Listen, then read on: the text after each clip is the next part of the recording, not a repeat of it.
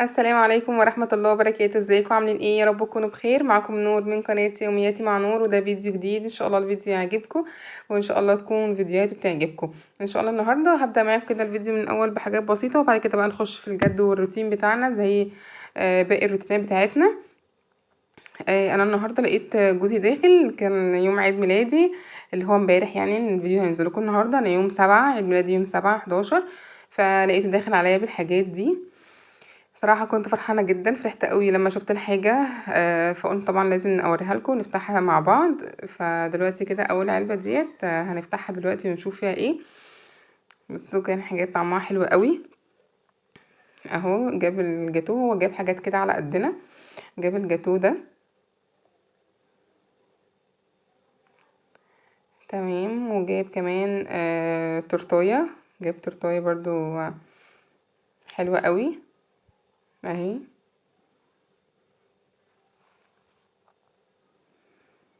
صراحة انا كنت حابة ان انا اصور واشارككم معايا الحاجات ديت، ما كنتش حابة ان انا يعني ما اصور لكوش. فيا رب ان شاء الله الفيديو يكون عجبكم. هو كان كمان جايب لي الشمعة دي، شمعة على حرف الان على حرفي. هو انا تميت 27 سنة وبدأت في 28. الواحد صراحة مش عايز يعدي العشرينات دي خالص، مش عارفة ليه. فان شاء الله السنة الجاية تكون احسن من السنة اللي فاتت بإذن الله. بس كده ولعت بقى الشمعة وكده، كنا بنغني يعني وخلاص هنطفي الشمعة ونقطع الحاجة مع بعض. كان يوم حلو قوي، ربنا يفرح يا رب الناس كلها.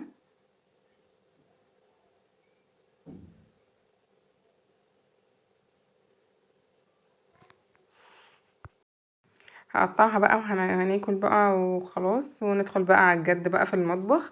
هوريكم بقى انا عملت ايه. انا لقيت السكرية دي فاضية وبرضو القهوة فاضية ما فيهاش قهوة. فطبعا ما ينفعش البيت ما يكونش فيه قهوة. فالمهم مليت البطرمان كده سكر، والتاني مليته بالقهوة. دخلت يعني كده شيكت على الحاجات الفاضية مليتها وكنت جايبة قهوة كانت حلوة قوي. فقلت بقى ان انا افضيها. انا وريتها لكم تقريبا في فيديو مشتريات قبل كده، فدي مش بستغنى عنها، بجيبها على طول. من ساعة ما جبتها وعجبت جوزي بقيت بجيبها على طول. فخلاص كده انا مليتهم وهشيلهم بقى على جنب، وهشوف بقى هعمل غدا ايه.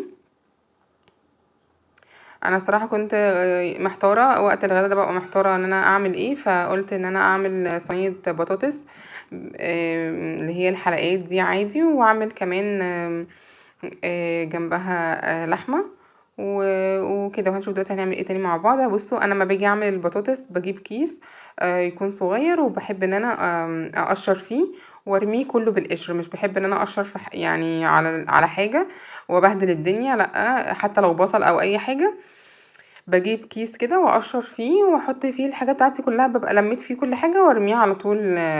يعني مش ان انا ببهدل بيه حاجة او كده. بيبقى حلو قوي قوي. ممكن طول ما انت واقفه في المطبخ تخلي الكيس ده جنبك، واي حاجه تقشريها او تطلعيها من الاكل تحطي في الكيس وفي الاخر بترميه.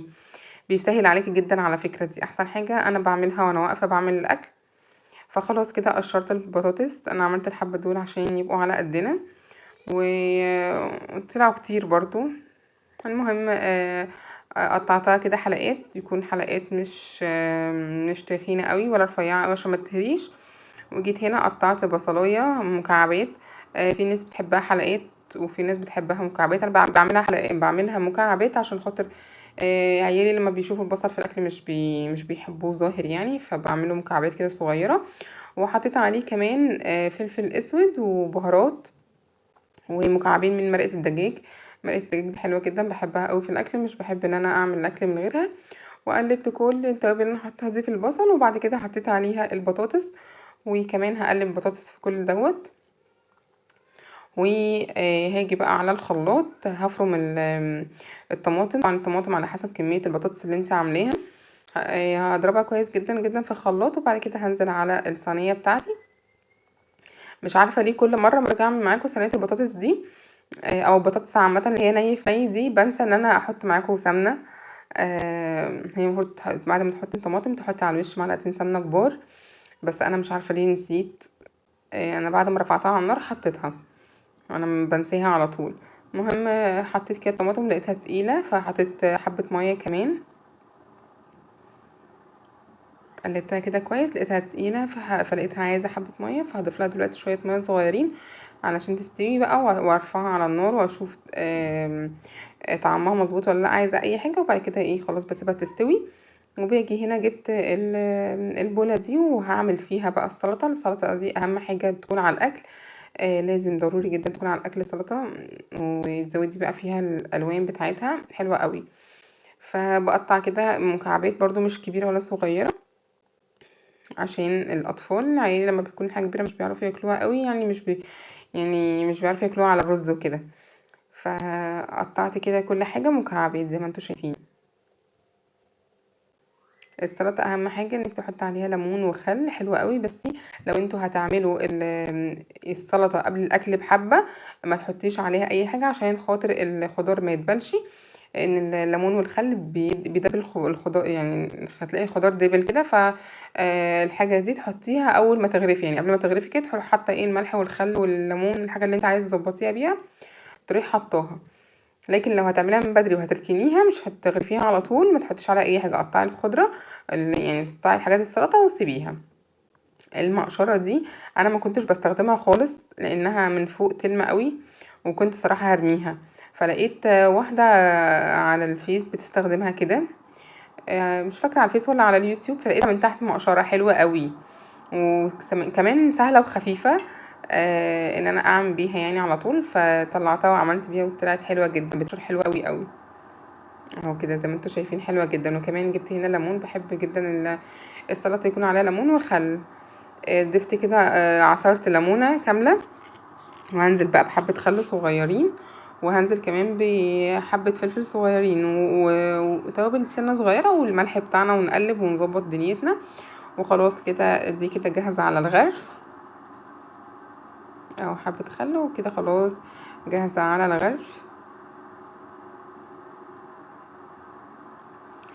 هنا بقى جيت طلعت الصينيه بتاعتي من على النار، خلاص استوت، شلتها من على النار.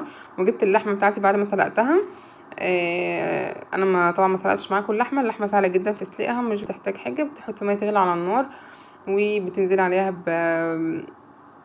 بحبهان وورق اللورا ومستكه وجوز الطيب والبهارات بتاعتك كلها، وتحطي فلفل اسود وشويه سكر صغيرين، وبتسيبي اللحمه تستوي. المهم خلاص كده عملت هنا كمان حبه رز، وبعدين بقى بدات ان انا اغرف الاكل كان حلو جدا جدا. حطوا لي بقى لايك يا بنات، شجعوني بقى على الفيديوهات اللي بنزلها لكم دي، يا رب ان شاء الله تكون بتعجبكم. حاولوا تخلوا في كل اكلكم يكون في سلطه او جرجير او فلفل، اي حاجه اللي هي خضره، واي حاجه تكون مفيده يعني من الخضروات، يعني حلوه قوي قوي عشان اولادنا. خلاص كده غرفت البولتين دول. وكمان هنا جيت حطيت في البوله دي رز وقلبته كده على الطبق اهو كده زي ما انتوا شايفين. وهحط كمان هنا جنبها حبه بطاطس حلوه قوي قوي. بصوا البطاطس بعد ما طلعتها من الفرن حطيت على وشها اللحمه وحطيتها في الفرن، حلوه قوي. هحط بقى هنا جنبها حبه بطاطس، وهقدم بقى لكل واحد الطبق بتاعه. يا رب يكون الفيديو عجبكم، متنسونيش بقى في اللايك يا بنات. بصوا انا عملت اهو الطبق اهوت حلو قوي قوي، وهنا كمان السلطه والجرجير بتاعنا طبعا ما نسيتوش. يا رب يكون الفيديو عجبكم، متنسوش تحطوا لايك للفيديو واشتراك كمان لو لسه مش مشتركين. هسيب لكم بقى لينك الانستجرام بتاعتي في صندوق الوصف، وما تنسوش بقى تروحوا تتابعوني عليه هناك برضو، بنزل لكم حاجات حلوه قوي.